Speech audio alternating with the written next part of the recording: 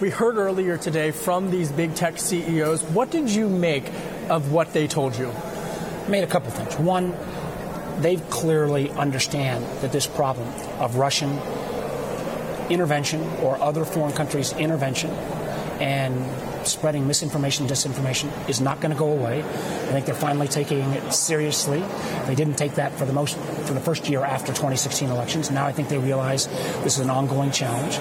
Two, I heard a real willingness to sit down and work with us on how we can get appropriate rules of the road, not to overregulate, not to cut off innovation, but I heard, for example, from Twitter that they thought there was a validity in the point I made that should a human being have a right to know whether they're being contacted on social media by another human being or by a computer or by a bot.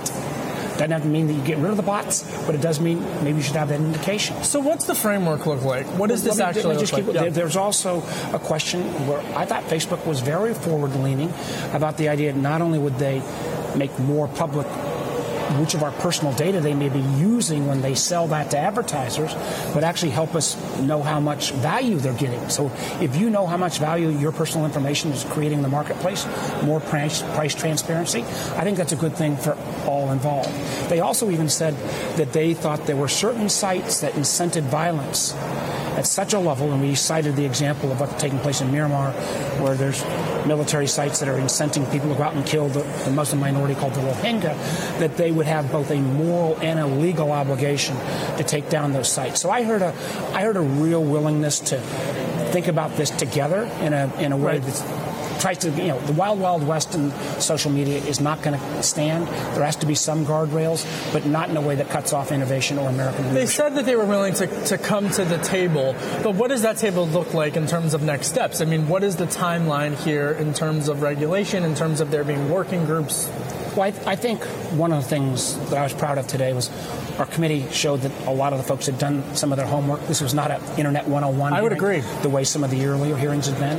But we will continue to sit down with these companies and others. One of the reasons why it was so frustrating that Google decided not to participate, which I think was a huge error on their part. But we'll sit down with these companies and say, how do we get this right in a way that at the end of the day allows users of this information to have a better judge of its accuracy, a better judge of its origin, and not trying to limit people's discussion, but at least be able to have some sense of what's real and not. I want to press you on Google in particular because you went there, you visited them, you met with these companies.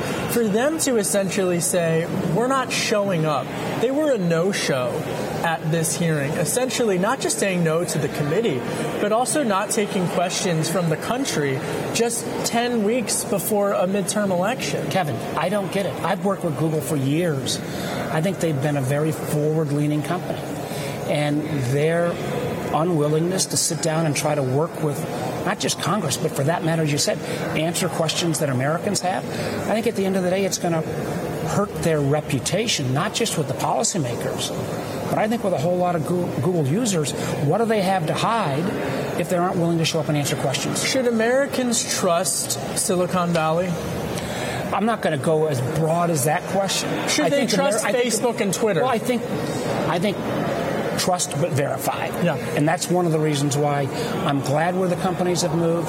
But this is not something that we're going to ever say, all right, we've totally solved the problem. Mm-hmm. The companies have gotten better. The government's gotten better at trying to figure out this foreign intervention. But the Russians, the Iranians, the Chinese, our adversaries are getting better as well. And there was an interesting point in the hearing when Sheryl Sandberg of Facebook said essentially, we've got to be keeping up in real time with the threats of other countries and matching them.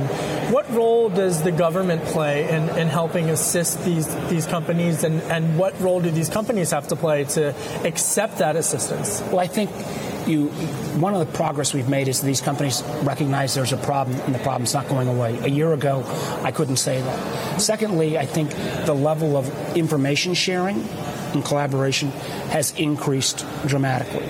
I'm now looking at what are the other things that we can do, such as the right for users to know whether you're being contacted by a person or by a bot, the right to know how much your personal data is worth to these companies, the right to have the ability to say there may be some of these postings that are so over the edge, so much in terms in terms of inciting violence, that it may not only be moral, but let's start with violence, moral, but even legal obligations to take them down. So I thought that was real progress. Now, up here in Congress, nothing happens quickly. But I would say that, almost a year ago, there was a bipartisan bill that Senator McCain, Senator Klobuchar, and I had that said that political advertising on the internet ought to have the same disclosure responsibilities as TV advertising or radio. We haven't got that bill through because, unfortunately, the Republican leader won't touch anything that's got campaign finance. But about 85% of that bill has actually been implemented by the companies on their own. Switching gears now, such a busy day here on Capitol Hill. Judge Kavanaugh facing confirmation hearings. It got off to a really rough start, putting it mildly. Democrats and Republicans, I think, would both agree on that front. What are you looking for from Judge Kavanaugh? Well, I've got obvious questions about his views on women's reproductive rights, on gay rights, on worker rights. But I'm particularly concerned, and one of the things I'm going to want to ask him when I have my meeting with him, I'm very worried that this judge may have such an expanded view of the powers of the presidency that he believes that a president can't be indicted, that somehow a president is above the law. And I still have very serious concerns about Mr. Trump, how he got into office, and what kind of activities with the Russians or not. Again, we've not reached any conclusions on that. But if Mr. Trump picked this judge because of his expanded views on executive power, that raises grave, grave concerns with me. And just finally, last question in terms of the Mueller investigation. Do you think that this will be wrapped up and concluded ahead of the midterm elections? Kevin, it's hard to predict. All I know is the same thing we find for every route we go down. There ends up being more questions asked, more connections, and that's just what we know. Mueller clearly has a whole set of tools and has talked to a number of people that we've not had the opportunity to talk to. I want it to be done as soon as possible. I don't like this cloud hanging over the whole administration, but at the end of the day, the most important thing is for us to get the truth out and make sure we've got protections to never happen again.